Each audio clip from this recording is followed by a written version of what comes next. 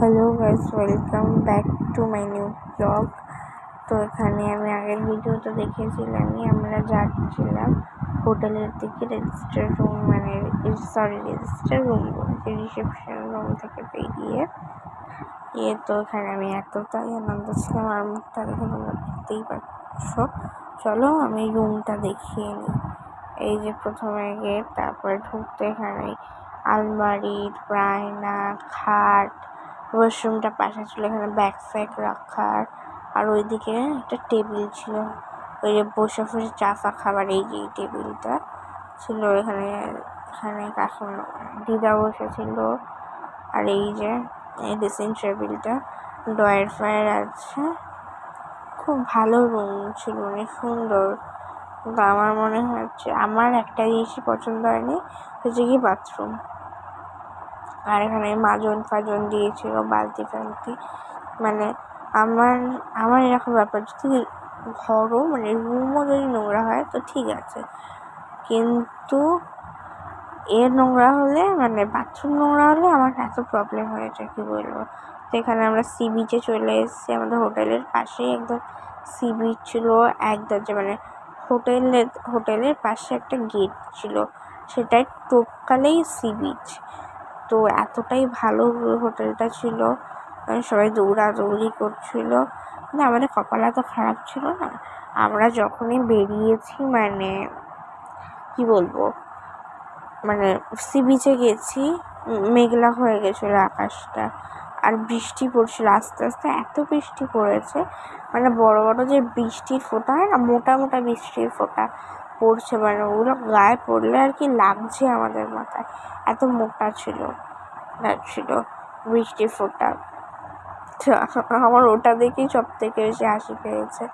আর এখানে আদি আমার ভাই বোনরা সবাই মিলে গাড়ি চলছিল, আর সবাই দৌড়াদৌড়ি করছে, মনোয়া পিসি, পূজা পিসি, পিসান, মা, সবাই মিলে দৌড়াদৌড়ি করছে। আর আমি এখানে হিল জুতো পরে চলে এসেছিলাম, আমার হাওয়াই চটিটা ছিল না তখন, তারপরে আবার আনতে যেতে হয়। সব থেকে সেটা বিরক্তিকর ছিল।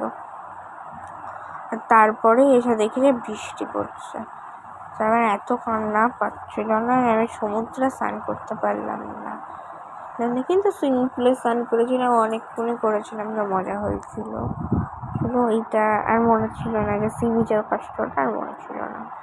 তখন এই যে এইটার মধ্যে পা যখন দিতে গেছি, আমার মা এসে দেখে না, আর বলে সে হিল জুতো পরে কেন নেমেছিস।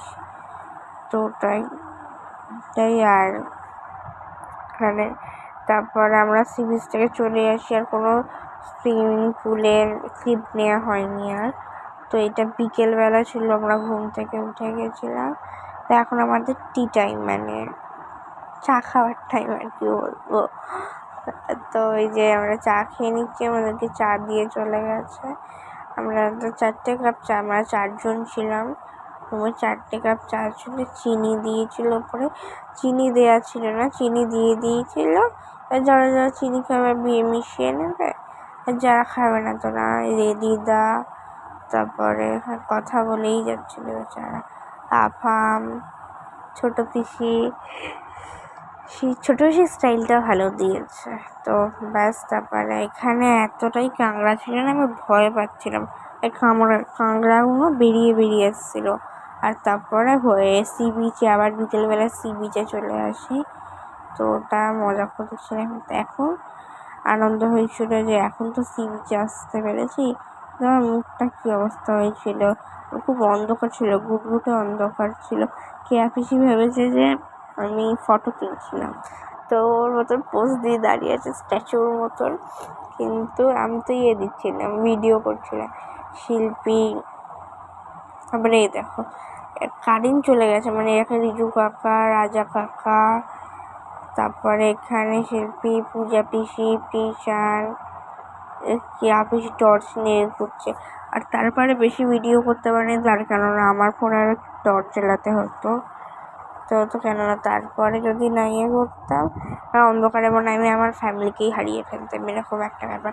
তোমরা ক্যামেরাতে যতটা না দেখাচ্ছে, কি বলবো, কালো দেখাচ্ছে জায়গাটা, ততটাই গুপগুপে ছিল, আর এত নোংরা পড়েছিল না, প্লাস্টিকে করে। তো ওটাই, তারপরে গোবর ছিল, আর মৌনা পিসি আর আদি হাত ধরে যাচ্ছে।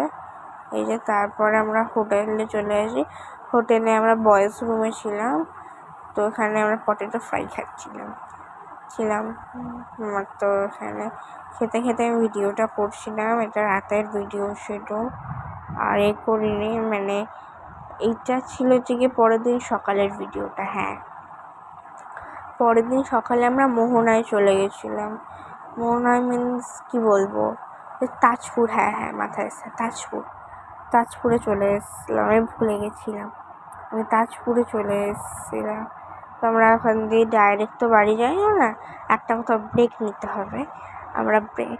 আমরা তোর জন্য চলে এসেছিলাম। আর এখানে কত কাঁকড়া ছিল, আর ওই যে দূরে দেখছো লাল লাল কোনো, ওইসব কাঁকড়া ছিল, কাঁকড়ার ফুটো। তারপরে নৌকা ছিল, আমরা বলছিলাম যে এই নৌকা করেই চলো একটুখানি ঘুরে আসি, কিন্তু তারপরে গিয়ে বুঝলাম যে না, ওটা মাছ ধরার নৌকা। আর এইটা কি তোমরা বলতে পারবে? এটা আমি জানি না, কি তোমরা যদি জেনে থাকো আমাকে কমেন্টে জানিও।